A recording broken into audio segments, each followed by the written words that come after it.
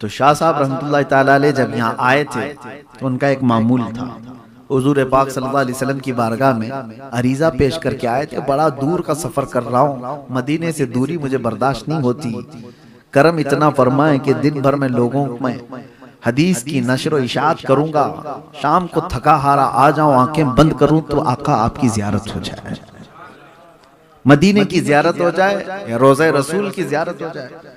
तो ये मामूल सैयदना अब्दुल हक मुहद्दिस देहलवी का था। जब आए, बुजुर्गों ने लिखा है कि वो दिन भर दर्स व तदरीस करते, हदीस पढ़ाते और शाम को मुराकबे में जाते, नबी पाक सल्लल्लाहु ताला अलैहि वसल्लम के रोज़े की जियारत करते या हुजूर पाक की भी जियारत कर लेते।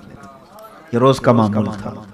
एक दिन ऐसा आया कि आप एक बस्ती से गुजर रहे थे, बहुत तवज्जो से सुने बाबाओं के आशिक लोग, और ये मेरा पैगाम सबको पहुंचा है। ये आज के ज़माने का बाबा नहीं है, शेख अब्दुल हक मुहद्दिस देहलवी के ज़माने की बात कर रहा हूँ। गुजर रहे थे, किसी बस्ती से गुजरते गुजरते एक जंगल से आपका गुजर हुआ तो आपने देखा एक खीमा लगा है और बहुत सारे लोगों की भीड़ जमा है। तो आप भी वहां पहुंच गए, लोगों से पूछा कि क्या है यहाँ पर। कहा एक बहुत बड़े बुजुर्ग हैं यहाँ पर, अल्लाह वाले हैं, बहुत पहुंचे हुए हैं और तसव्वुफ की बड़ी बातें हैं, दिल पर लगने वाली बातें उनकी हैं। तो मुरीदीन की बहुत बड़ी एक जमात बैठी हुई थी, आप भी वहां शरीक हो गए। जो बुजुर्ग थे छोटी सी झोपड़ी में थे और चारपाई पे बैठे हुए थे। शेख साहब रहमतुल्लाह अलैह जैसी आए, आंखें बंद करके उन्होंने कहा कि शाह साहब करीब आ जाइए। मौलाना इल्मे हदीस के जानकार, आप तशरीफ लाइए, करीब आइए। जब किसी को कोई नाम से पुकारे तो वहीं तो ढह जाएगा, पूरा मेरा सब कुछ पता है हजरत को। तुमने बुलाया और उसके बाद बिठाया, शाह साहब रहमतुल्लाह अलैह बैठे और उसके बाद वो बुजुर्ग जब बातें करने लगे, तसव्वुफ की वो पहुंची हुई बातें, मारिफत की, हकीकत की, तरीकत की बातें, तो आपके दिल पर भी बड़ा असर हुआ।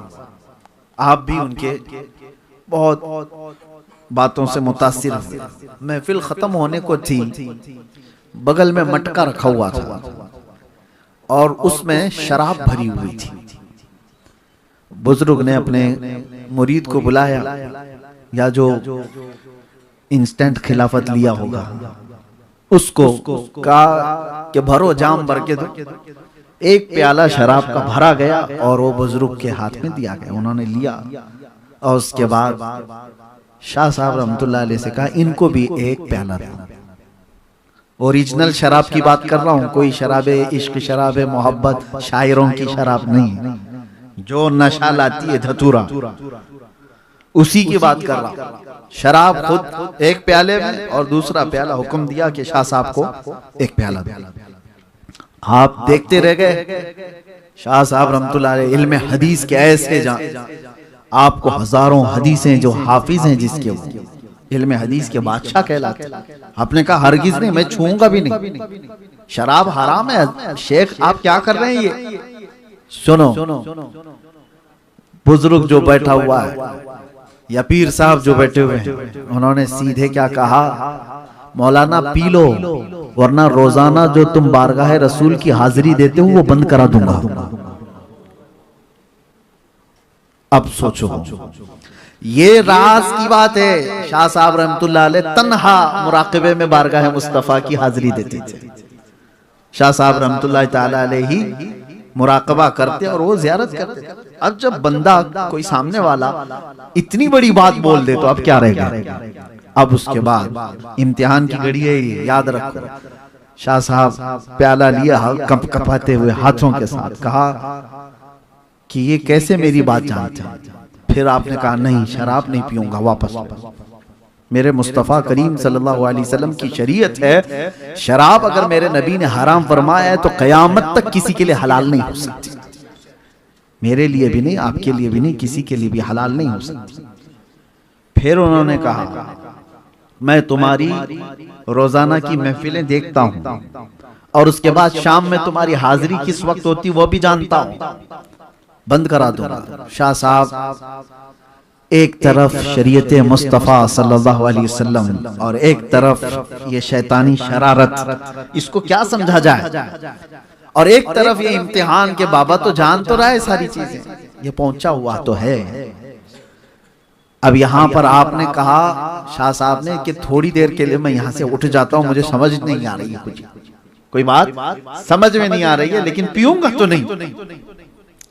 ये इश्क मुस्तफ़ा बचा लेता है। मोहब्बत मुस्तफ़ा तो थी, आप छोड़ करके उठे और कहा कि नहीं शराब तो नहीं पीऊंगा, आपको छोड़ दूंगा। कहा जाओ देख लेना, बात आई गई हो गई। चलो ठीक है, आप कहेंगे तुक्का मारा होगा, साइकोलॉजिकल जो है किसी की दिमाग को पढ़ लिया होगा कि ये डेली क्या करता है और बोल दिया होगा, यहां तक तो सही है। शाह साहब इस वाकये से बहुत डिप्रेस्ड, बहुत परेशान थे। आए उसके बाद शाम को अपने मामूल के मुताबिक मुराकबे में बैठ गए, हुजूर पाक सल्लल्लाहु ताला अलैहि वसल्लम की जियारत करने के लिए। जैसे ही आपने मुराकबा अपना मुकम्मल किया जियारत के लिए, तो दरबारे रसूल तो नजर आ रहा है और चौखट पर यह बुजुर्ग खड़ा हुआ है। कह रहा है कि नहीं अब्दुल हक, मैं तुम्हें जाने नहीं दूंगा, जियारत होने नहीं दूंगा, तुमने मेरी बात नहीं मानी। अब बताओ क्या किया जाए। तो आप परेशान हो गए, परेशान हो गए कि कहा ये तो जो कह रहा था तो सच ही कह के दिखा दिया, मुझे तो जियारत होने नहीं दे रहे हैं।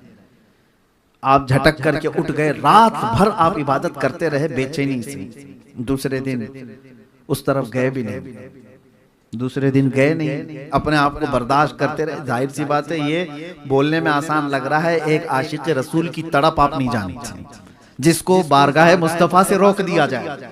मियाँ आज हमको अगर कोई सिर्फ सफर में वहां रोक दे तो ऊपर नीचे हो जाते हैं, और वो ऐसे फना फिर रसूल जिनकी जिंदगी मुस्तफा के कदमों में है और वो रोजाना बारगाह मुस्तफा की हाजिरी देते हो, उनको अगर कोई रोक दे तो उनका क्या हाल होता है, बिस्मिल की तरह तड़पते हैं।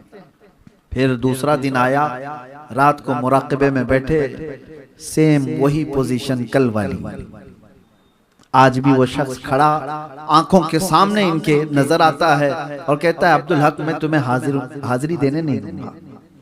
दूसरा दिन इसी तरह गुजर गया। इस सिचुएशन को आप समझो कि दिल हो सकता है कभी माइल कर ले, जाके सुलह मुसालहत कर लेते हैं। इतनी बड़ी नेमत तो छूट रही है, इतनी बड़ी दौलत जो मेरे साथ रोजाना की थी वो छूट रही है, बात तो कर ले, उससे क्या मसला है। हो सकता है वो कोई ओरिजिनल शराब नहीं पिला रहा हो सकता है कोई और शराब पिला रहा हो, लेकिन शेख साहब कहते हैं बदबू तो वही धतूरे की है, ये नशा लाने वाली शराब की बात कर रहा है। कैसे हो सकता है ऐसे, बहुत अपोजिट चीज है।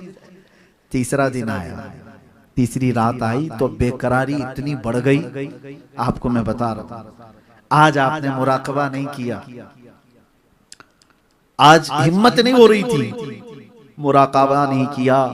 अब जो ओरिजिनल चीज आशिक रसूल की होती है वो आपने इस्तेमाल किया। क्या है सबसे बड़ी चीज जो आशिक रसूल के पास होती है, उसकी वो सिस्कियां जो हुजूर को पहुंचाती हैं। बेइख्तियार रो पड़े, बारगाह मुस्तफा में कहा इस मंजर से, इस हाल से मुझे या रसूल अल्लाह आपके सिवा कोई नहीं निकालेगा। मुझे बता दो या तो मैं गलत हूं, आपकी शरीयत का पास और लिहाज करने के लिए मैं खड़ा हूं, आपकी हदीसों की हिफाजत करने के लिए मैं सब छोड़ करके आया हूं। आका अगर मैं गलत हूं तो मुझे मार दिया जाए, मगर इस तड़प को और लंबी ना की जाए, इस बेकरारी को और लंबी ना की जाए, अगर मुझसे कोई खता हुई है। ये जब दिल दर्द से रोता है तो बुजुर्गों ने फरमाया मोहम्मद को हम बेकरारों में ढूंढो, मोहम्मद को गम गुसारों में ढूंढो सल्लल्लाहु अलैहि वसल्लम। अचानक आपकी आंखें बंद हुई, बारगाह मुस्तफा सल्लल्लाहु ताला अलैहि वसल्लम की हाजिरी नसीब हुई। सिर्फ इतनी ही नहीं, रोज़े रसूल से तेज आवाज आती है उखरुज या कल्ब, ऐ कुत्ते हमारे दरबार से निकल जाओ। ये ऐसी आवाज आई, दरवाजे पर खड़ा हुआ जो शख्स था छट गया, कहीं कोई नजर नहीं आता है, और आफताब रिसालत अपने पूरे आबो ताब के साथ अब्दुल हक मुहद्दिस देहलवी की आंखों के सामने।